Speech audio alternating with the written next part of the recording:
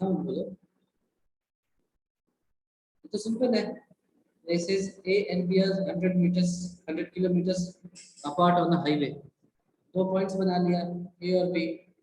One car starts from A and other from B at the same time. ठीक बात है. If the cars travel in the same direction at different speeds, they meet in 5 hours. Okay. And if they travel towards each other, they meet in 1 hour. What are the speeds of the two cars? Okay. ठीक है, कैसे देखेंगे ना? सभी को question समझ में आ गया? कुछ लोग हैं जिन्होंने अभी तक होमवर्क एटलीस्ट खोल करके देखा है कि है क्या? हाँ? Yes sir. चलो, तो उन लोगों के लिए जिनको समय मिला वीकेंड में, ये कह रहा है कि एक पॉइंट ए है, एक पॉइंट बी है हाईवे पर, दोनों 100 किलोमीटर अपार्ट हैं। केस 1, जब दोनों एक ही डायरेक्शन में मूव करते हैं, तो मान लो दोनों इधर ही मूव कर रहे हैं ऐसे, तो कहीं यहाँ पर मिलेंगे। मान लो डिस्टेंस क्या हो जाएगा, x सी पर मिलते हैं। ठीक है, यहाँ तक? Yes sir. Yes sir. यहाँ तक ये डायग्राम अभी तक क्लियर है? सबको समझ में आ गया? Yes sir. वो दोनों मिलते हैं यहाँ पर, यानी सी पर ए और बी साथ साथ आ जाएंगे। कितने देर में? आफ्टर 5 आवर्स, या टी इज इक्वल टू 5 घंटे में। ठीक है, यहाँ तक यही है ना? Yes. 5 घंटे में आ जाएंगे साथ में। तो बताओ 5 घंटे में बी ने कितना डिस्टेंस कवर किया?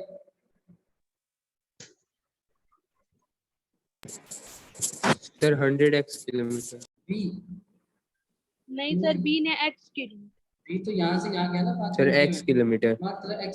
और ए ने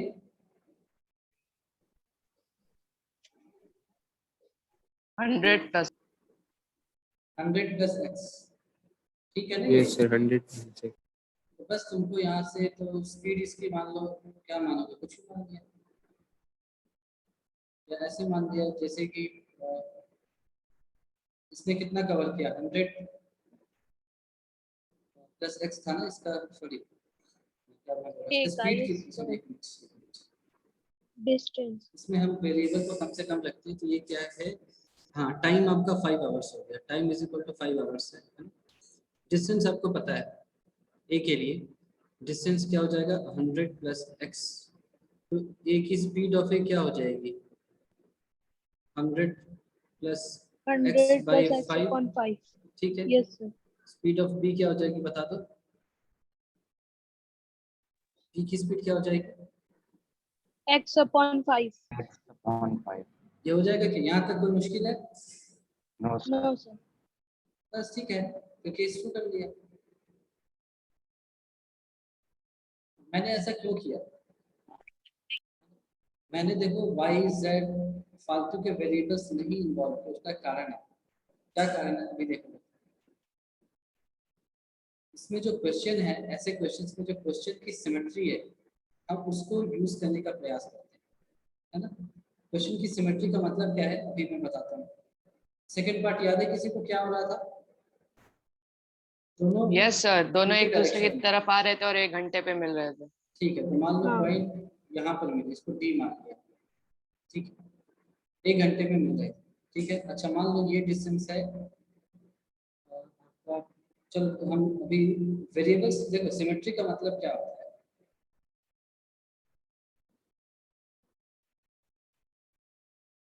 यूज ऑफ मिनिमम वेरिएबल्स। ठीक है, इसको समझो, है ना? Use of minimum variables. ठीक, मैं यहाँ पर y z ये सब इन्वॉल्व नहीं कर रहा हूँ। फिर कैसे सॉल्व करेंगे? तो ये डिस्टेंस क्या हो जाएगा? मान लो d1 है, और ये डिस्टेंस क्या है? मान लो d2। तो d1 प्लस d2 कितना हो जाएगा? Sir D. और d कितना दे रखा है क्वेश्चन में?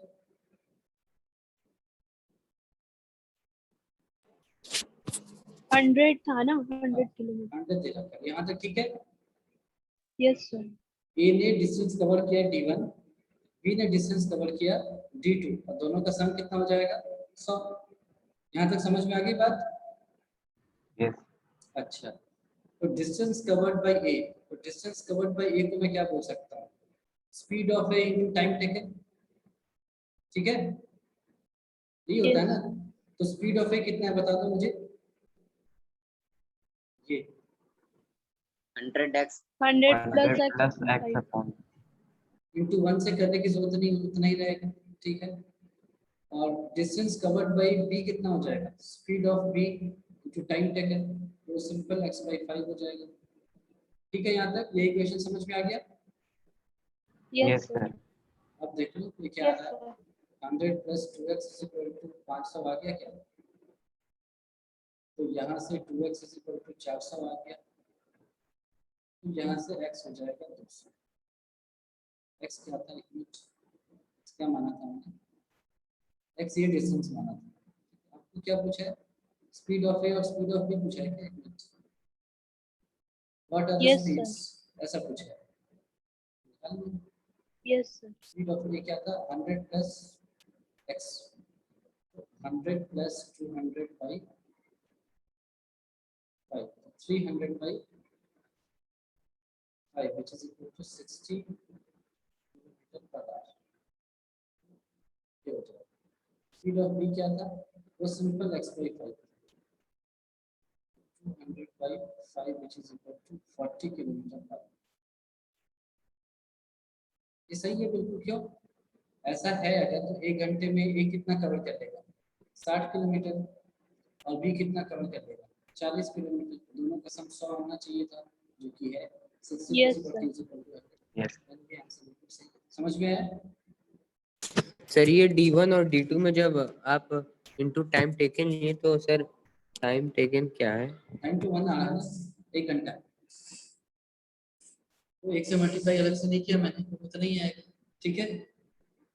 Yes, sir. टाइम उसमें ऑलरेडी बताया गया है 1 hour इसमें ऑलरेडी बता रखा है कि 1 घंटे में यहाँ पर मिलते हैं, तो डिस्टेंस क्या हो जाएगा, स्पीड जो हमें निकाल रखा है ऊपर इनटू टाइम 1, दोनों की देखिए ऐड कर दिया, ठीक है। ये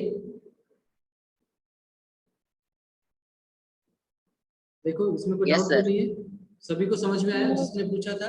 yes sir यस सर। चलो तो देखो इसमें सिमेट्री क्या थी, इसमें सिमेट्री ये थी कि जब दोनों कार, जब दोनों ए और बी सेम डायरेक्शन की तरफ जाएंगे और किसी भी पॉइंट पर मिल जाए, कहीं पर भी मिले, उससे फर्क नहीं पड़ता, लेकिन दोनों ने कुछ डिस्टेंस कवर कर रखा होगा,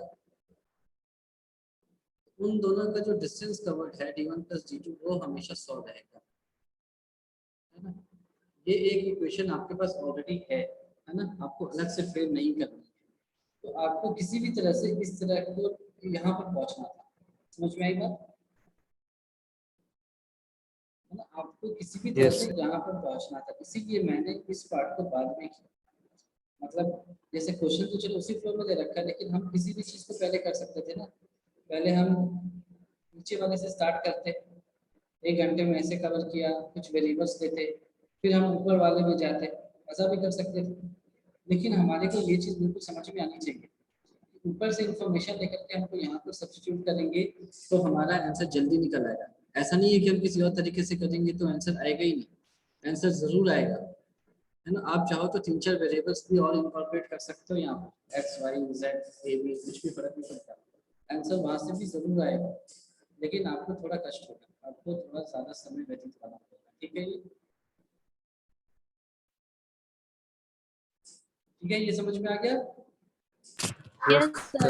ये समझ में आ गया तो क्वेश्चन नंबर 2 आप खुद से ट्राई करना, है ना, तो बनेगा, थोड़ा सा सोचोगे तो बिल्कुल ही बनेगा आपसे, क्लियर है? Yes, sir. अच्छा हाँ, तो 10F के जो बच्चे हैं उनके लिए 2 इन्फॉर्मेशन, एक तो ये कि मैं कुछ बच्चों को अभी कॉल करूँगा 12 बजे के बाद, ठीक है, और दूसरा अगर पेरेंट टीचर्स मीटिंग होगी अगली तो मैं भी बोलूँगा, और आपको भी याद रखना है कि पेरेंट्स का भी इन्वॉल्वमेंट जरूरी है, ठीक है, yes sir है ना। Yes, sir. चलो तो मैं वापस से आता हूँ, क्लास 10 था ना, वो क्वेश्चन जो हमेशा मेरा अधूरा रह जाता है क्योंकि थोड़ा सा लंबा सा है, उसको देख ही लेता हूँ। इसको हमने किया था, वही कर रहे थे अपन, ए बी की वैल्यू निकालने के लिए, तो यहाँ पर 3 इक्वेशंस आए थे, यहाँ तक सबको समझ में आ गया था। Yes sir. a is equal to 5b, a is equal to 2b plus 3 and a is equal to 9b minus 4। ठीक है, यहाँ तक तो सबको आ गया होगा ना, यहाँ तक कोई भी दिमाग नहीं लगाया आपने, सिंपल वैल्यूज रखते चलेंगे और आ गया। ठीक है, यहाँ तक बताओ जल्दी। ठीक है ये, यस सर। तो देखो यहाँ Yes, पर 3 इक्वेशन है और अननोन कितने हैं हमारे पास? 2। तो आपको तो अच्छे से पता है कि 2 अननोन के लिए 2 इक्वेशंस काफी होते हैं, है ना। तो यहाँ पर 2 इक्वेशन से हमारा काम निकल जाता। फिर तीसरा इक्वेशन का मतलब क्या है? तो तीसरा इक्वेशन चेक करने के लिए कि जो 2 वैल्यूज आपने निकाली उसको यहाँ पर रखकर बताओ कि जो वैल्यूज आई है वो सही है या नहीं, मैच कर रहा है।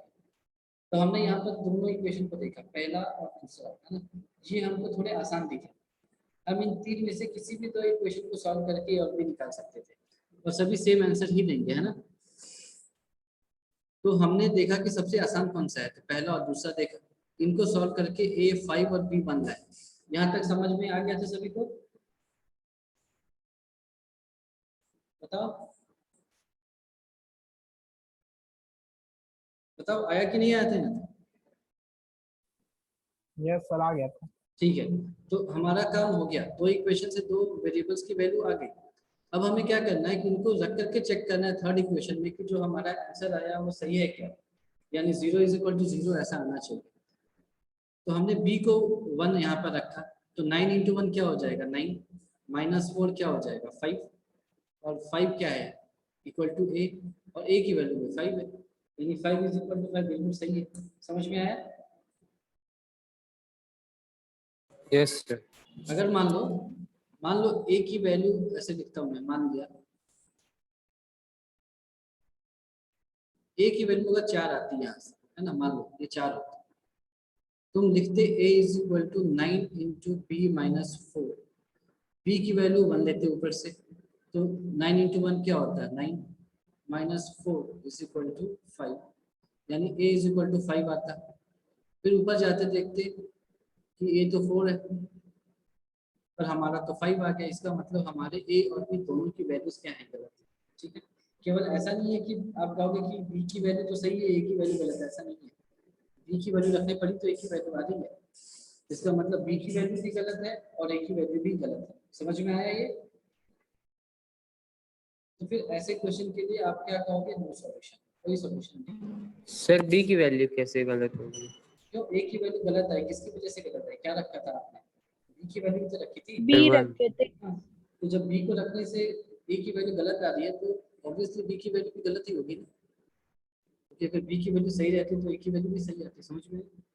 ये हमेशा पेयर्स में आते हैं, क्योंकि आपने दोनों इक्वेशन को सॉल्व करके जो a और b निकाला, तो ऐसा नहीं होगा कि a की वैल्यू सही आ जाएगी और b की वैल्यू गलत आएगी, ऐसा नहीं होगा। या तो दोनों सही रहेंगे या तो सारे गलत होंगे। ठीक है, सर अगर हमारी मिस्टेक से आया तब भी हम नो आपकी सॉल्यूशन नहीं लिखेंगे? नहीं नहीं, आपकी मिस्टेक है, फिर तो जीरो नंबर बहुत ही अलग है।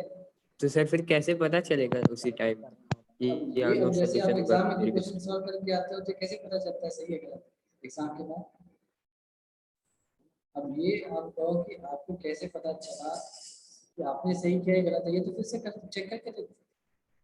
आप चेक करके देखो a और b की वैल्यू आई ना, कुछ भी आएगी ना, इस इक्वेशन में रख के देखा, तीनों में रख के देखा, तीनों को सेटिस्फाई करना चाहिए तो सही है ना।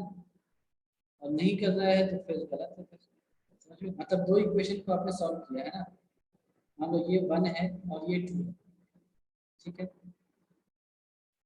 आपने सॉल्व करके a की वैल्यू कुछ निकाली और b की वैल्यू कुछ निकाली, इसको थर्ड में रख करके देखा, ये सेटिस्फाई नहीं कर रहा है, इसका मतलब है कि a और b क्वेश्चन गलत नहीं है ना, क्वेश्चन कभी गलत नहीं होता है।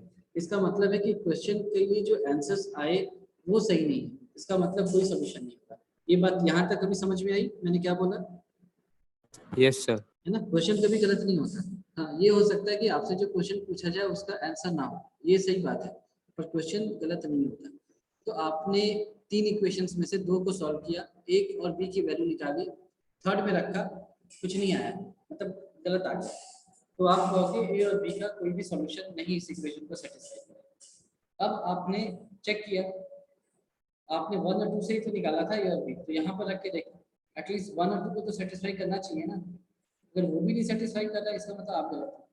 समझ में आई बात? समझ में आई? आप जो दो इक्वेशन से वैल्यू निकाल रहे हो वापस उसी में रखने पर अगर आंसर गलत आ रहा है इसका मतलब आपने गलत किया। थर्ड में गलत आ रहा है केवल, बाकी दोनों में सही आ रहा है, इसका मतलब है कि आप सही हैं, क्वेश्चन का सॉल्यूशन नहीं है। ठीक है यहाँ तक? Yes sir. तो फिर अब ये क्या नाम है अनन्या, हाँ तुम क्वेश्चन शेयर करना था ना, तुम जल्दी से शेयर करो। क्या था एक बार दिखाओ यहाँ पे।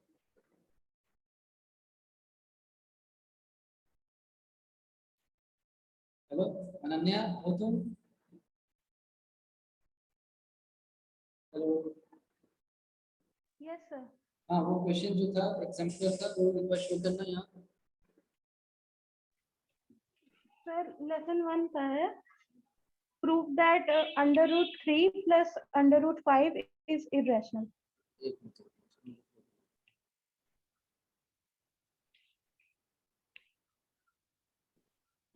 Prove that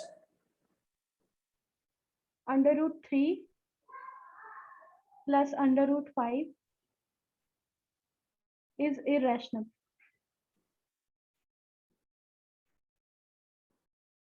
NCERT एग्जाम्पलर का है। इसमें क्या है, आपको पहले ये मानना पड़ेगा कि देखो √3 आपका इरेशनल है, यस सर। Yes sir. √5 भी आपका इरेशनल है। तो दो इरेशनल नंबर्स का सम हमेशा इरेशनल ही होता है ना? क्यों है ऐसा? Yes sir. इसको ऐसे भी आप समझ सकते हो √3, या चलो √3 की जगह हम कुछ भी लेते हैं, मान लो एक नंबर ले लिया a जिसकी वैल्यू है मान लो 1.2376009, कुछ भी लग गया ऐसे 5 ऐसे करके, ये इरेशनल होगा, नॉन रिपीटिंग है, नॉन टर्मिनेटिंग है ना? Yes sir. b is equal to मान लो ऐसा है 2.7031560957 ऐसे करके, ये भी इरेशनल है। यस इन दोनों को जब सम करोगे तो भी कुछ अजीब सा आएगा, हमें नहीं पता क्या आएगा, करते जो कुछ ना कुछ Yes, आएगा, sir. है ना? ये देखो 4 0 कुछ अजीब सा आएगा, मतलब नॉन रिपीटिंग नॉन टर्मिनेटिंग, ये भी इरेशनल ही आएगा, है ना? यस क्योंकि दोनों ही इरेशनल है तो इरेशनल का सम हमेशा इरेशनल आता है। ठीक है, ऐसे ही करेंगे। तो सर हमें रूट एक सर मिनट, पहले हमें √3 और कॉन्ट्रडिक्शन करना होता है। नहीं नहीं, अगर वो क्वेश्चन 6 मार्क्स का है तब आपको प्रूव करना होगा कि √3 इरेशनल है, फिर √5 इरेशनल है। सर यानी कि सर अगर ये 2 मार्क्स में आएगा तो हम इसको ऐसे लिख देंगे, हाँ, और बस जब बस। अगर 5 या 6 मार्क्स में आएगा तब हम इसको ऐसे लिख देंगे हाँ, इसको ऐसे लिखोगे प्रूफ करके। ये लॉन्ग आंसर क्वेश्चन में ही है। √3 के बारे में आप लिखोगे इट इज, इसको क्लियरली लिखोगे ना, non terminating and non repeating, ताकि सामने वाले को समझ में आए कि मतलब क्या नॉन टर्मिनेटिंग नॉन रिपीटिंग है। This implies it is irrational.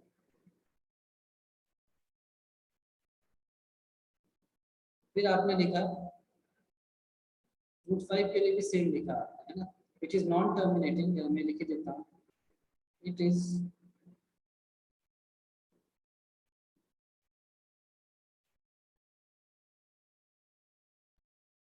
And non repeating, this implies it is irrational. Sir एक minute, therefore sum of two such numbers will also be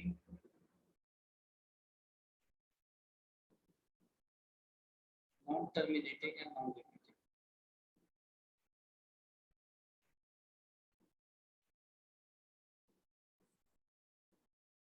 ठीक है, फिर आप लिखोगे आखिर में therefore √3 plus √5 जो है वो इरेशनल है। ठीक है, क्योंकि कोई भी चीज, कोई भी दो चीजें जो रिपीट नहीं हो रहे हैं, टर्मिनेट भी नहीं हो रहे हैं, उनको ऐड करो सब्ट्रैक्ट करो, उनका भी जो स्ट्रक्चर होगा वो सेम होगा, है ना? वो भी टर्मिनेट नहीं करेंगे, वो Yes, भी sir. रिपीट नहीं करेंगे, है ना? ये समझ में, इसीलिए आपको ऐसे लिखना पड़ेगा। ठीक है, क्या आंसर है? हाँ बोलो, क्या बोलना था, किसको बोलना था? सर √3 या √5 को इरेशनल प्रूव कर दीजिए, contradictory method. Yes sir.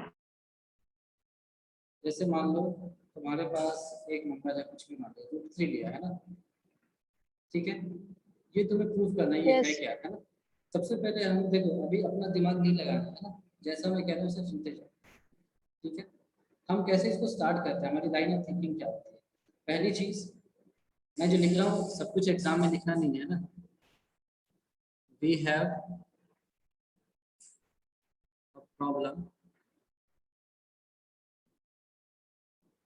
In dealing with under, ठीक है, समझ में आई बात।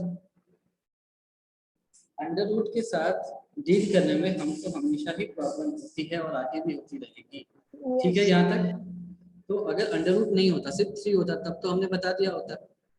हम क्यों नहीं बता पा रहे हैं? क्योंकि अंडर रूट है। क्यों? क्योंकि अंडर रूट 3 को मैं क्या लिख सकता हूँ, ऐसा लिख सकता हूँ, ऐसा लिख सकता हूँ ना, नहीं लिख सकते क्या?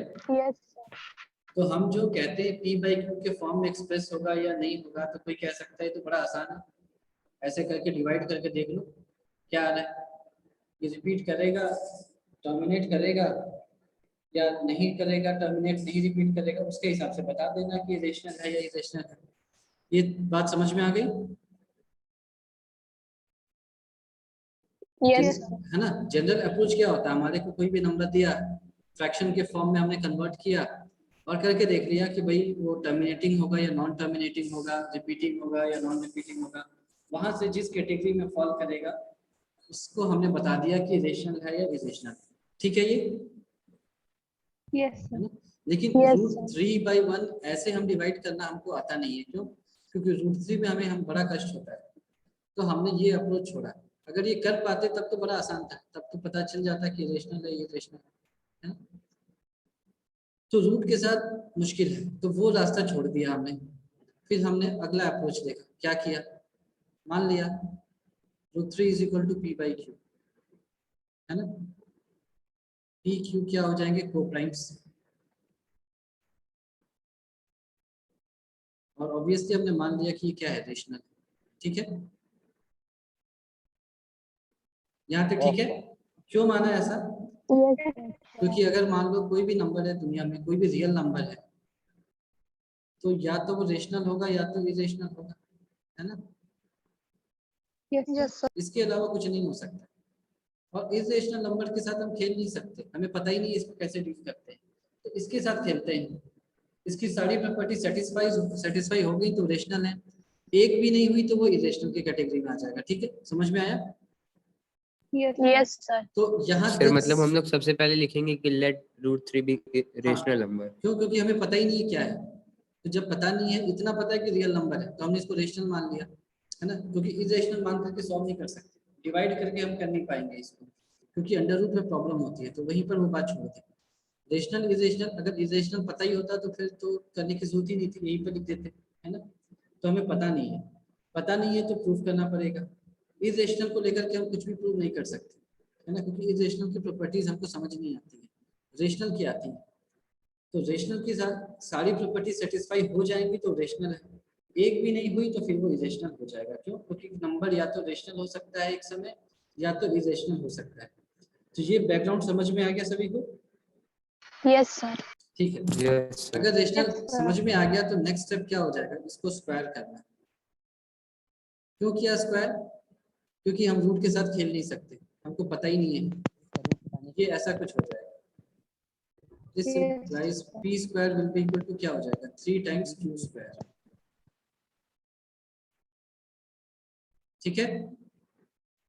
यस सर इसको p/q क्यों लिखे हैं? कुछ भी लिख दिया, a/b लिख दो, x/y लिख दो, कुछ भी लिख सकते हैं, ऐसा कुछ नहीं है, रेशनल माने हैं ना, इसलिए है ना, कुछ भी लिख सकते हैं। फ्रैक्शन के फॉर्म में लिखना। तो इसको मैं क्या लिख सकता हूँ, therefore p² is a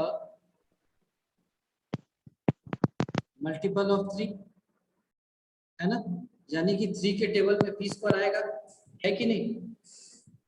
yes तो यहाँ से मैं ये Yes, भी लिख sir. सकता हूँ कि p is a multiple of 3, है ना। 3 के Yes, टेबल sir. में अगर p स्क्वायर आ रहा है तो p भी आएगा ऑब्वियसली। दूसरे Yes, शब्दों में sir. मैं लिख सकता हूँ कि 3 is a factor of p। ठीक है, ठीक है, ये इसको मैंने 1 मान लिया। 3 is a factor of p। तो हमें ये पता है कि p जो है वो 3 के टेबल में आएगा। कितनी बार आएगा हमें पता नहीं, तो हमने 3 के ऐसे मान लिया। क्या ऐसे मान सकते हैं क्या? सर कैसे Yes, पता sir. चला कि 3 के टेबल में आएगा? है ना, p स्क्वायर क्या है, 3 टाइम्स q स्क्वायर से कर रहे हैं मल्टीप्लाई। सर हाँ बोलो। सर कैसे पता चला कि पी स्क्वायर के टेबल में 3 आएगा? क्यू स्क्वायर का कुछ भी मान लो, है ना, क्यू स्क्वायर को कुछ भी मान लो, 1 2 3 4 कुछ नंबर ही तो होगा क्यू स्क्वायर। उसको 3 से मल्टीप्लाई करने पर पी स्क्वायर आ रहा है। तो जब 3 का टेबल लिखोगे 3 इंटू 1 3 होता है, 3 इंटू 2 6 होता है। ऐसे ही 3 into Q square is equal to P square. इसका मतलब 3 के टेबल में आ रहा है ना पी स्क्वायर। समझ में आया? इसका मतलब तो यही है ना, 3 Yes, क्यू sir. स्क्वायर का मतलब यही है। तो जब पी स्क्वायर है तो पी भी आएगा ऑब्वियसली, है ना, पी भी आएगा। ठीक है, यहाँ तक ठीक है। Yes, sir. तो p Yes, आएगा, कितनी बार आएगा ये हमें नहीं पता, तो हमने मान लिया 3 के टाइम्स आएगा, तो p इज इक्वल टू 3 के मान लिया। उसको फिर यहाँ पर रख दिया। p स्क्वायर क्या हो जाएगा, 9 के स्क्वायर इज इक्वल टू क्या हो जाएगा आपका 3 क्यू स्क्वायर हो जाएगा। तो this implies Q square will be equal to 3 के स्क्वायर। तो यहाँ से मैं ये भी लिख सकता हूँ कि 3 is a factor of q। ठीक है, ये सेम Yes, तरीके sir. से। क्यों? क्योंकि 3 जो है 3 के टेबल में क्यू स्क्वायर आएगा, तो 3 के टेबल में क्यू भी आएगा, तो 3 is a factor of Q. ठीक है, यस सर। है ना। ये कैसे लिखा था ये समझ में आ गया? ऊपर देख लो, पी स्क्वायर क्या है 3 क्यू स्क्वायर, तो पी को हमने 3 के माना तो पी स्क्वायर 9 के स्क्वायर हो जाएगा, वहां से ये निकाला। यहाँ तक ठीक है? Yes, sir. 3 is a common factor of